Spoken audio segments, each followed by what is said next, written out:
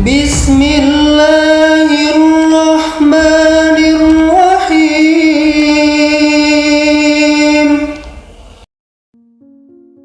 Assalamualaikum warahmatullahi wabarakatuh. Sahabat beriman yang dirahmati Allah, setiap manusia tentu mendambakan hidup bahagia, baik bahagia saat hidup di dunia ataupun di akhirat kelak. Namun pada kenyataannya, tidak semua manusia diberikan kenikmatan hidup seperti itu. Padahal Islam memberikan tuntunan kepada manusia supaya bisa meraih hidup bahagia, dan perintah ini pun bisa kita jumpai dalam Al-Quran maupun hadis Nabi.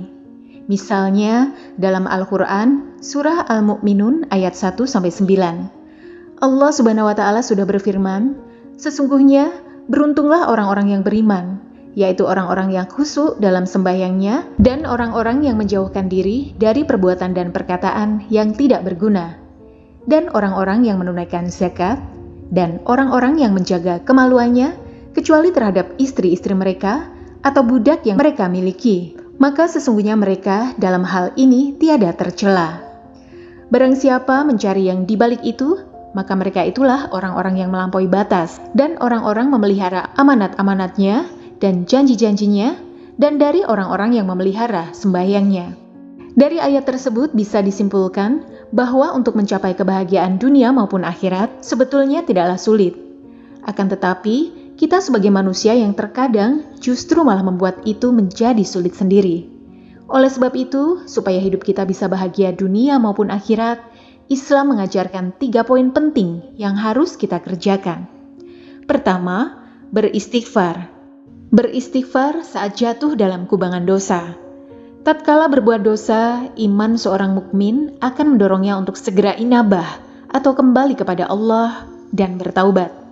Oleh sebab itu, Allah Subhanahu wa Ta'ala tak bosan-bosan menyuruh kepada hambanya yang beriman untuk segera bertaubat.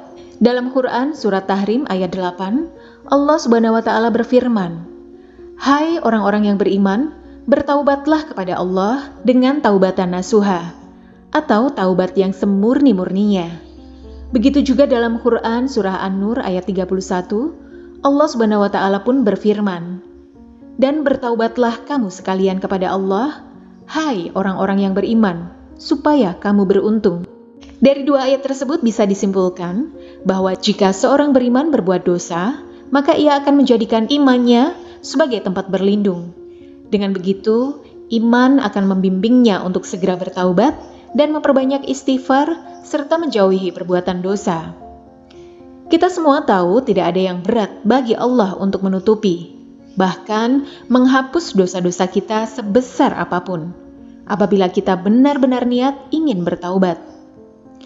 Dalam Quran surat Az-Zumar ayat 53, Allah Subhanahu wa Ta'ala berfirman, "Hai hamba-hambaku yang melampaui batas terhadap diri mereka sendiri, janganlah kamu berputus asa dari rahmat Allah.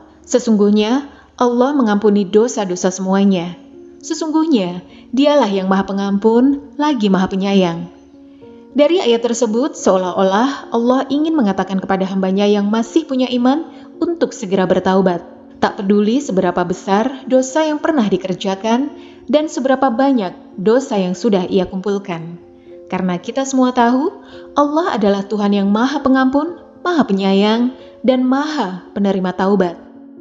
Kedua, memiliki rasa selalu bersyukur. Kalau kita mau menyadari anugerah yang telah diberikan Allah Subhanahu wa Ta'ala kepada kita, bisa dikatakan anugerahnya tak terbilang jumlahnya.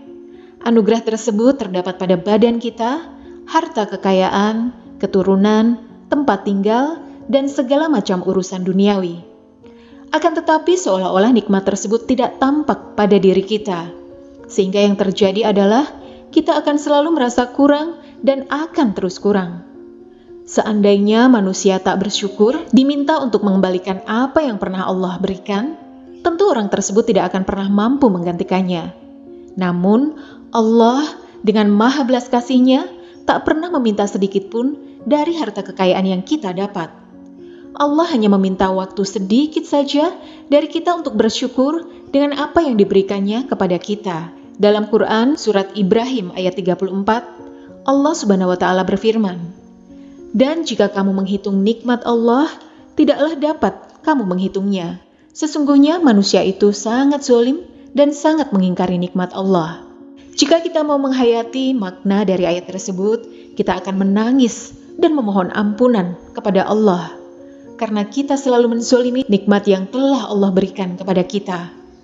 Oleh sebab itu, syukurlah saudaraku semuanya, apa yang saudaraku dapatkan sekarang ini.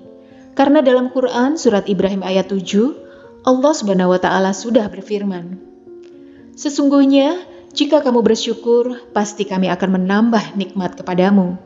Dan jika kamu mengingkari nikmatku, maka sesungguhnya azabku sangat pedih."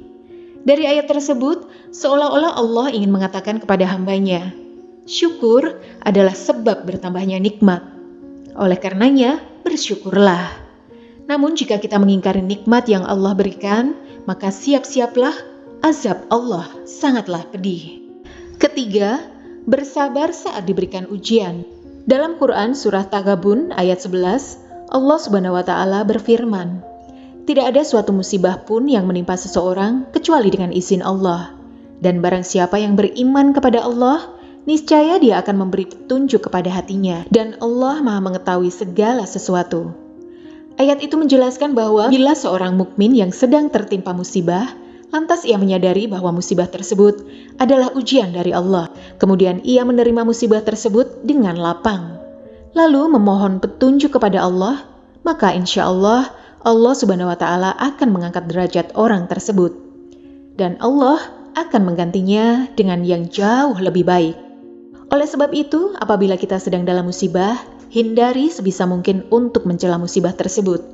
Akan tetapi bersabarlah dan terus meminta petunjuk kepada Allah supaya diberikan jalan keluarnya. Insya Allah, dengan kita bersabar dan selalu berusaha, Allah akan segera mengganti ujian tersebut dengan kenikmatan yang mungkin tidak pernah kita sangka-sangka akan mendapatkannya. Rasulullah SAW bersabda, "Alangkah menakjubkan urusan seorang mukmin, karena segala urusannya adalah baik baginya dan tidak ada yang memiliki hal itu selain orang mukmin. Bila ia mendapatkan kebahagiaan, ia pasti bersyukur, dan itu yang terbaik baginya. Jika ia tertimpa musibah, ia pasti bersabar, dan itu yang terbaik baginya." Hadis riwayat Muslim. Sahabat beriman yang dirahmati Allah, oleh sebab itu, apabila 3 tanda tersebut ada pada diri kita, insya Allah kita akan menjadi manusia yang bahagia dunia dan akhirat. Sekian video yang dapat kami sampaikan. Semoga Allah Subhanahu wa Ta'ala tak putus melimpahkan rahmat dan karunia-Nya kepada kita semua. Dan semoga bermanfaat bagi kita semua. Amin ya rabbal alamin. Wassalamualaikum warahmatullahi wabarakatuh.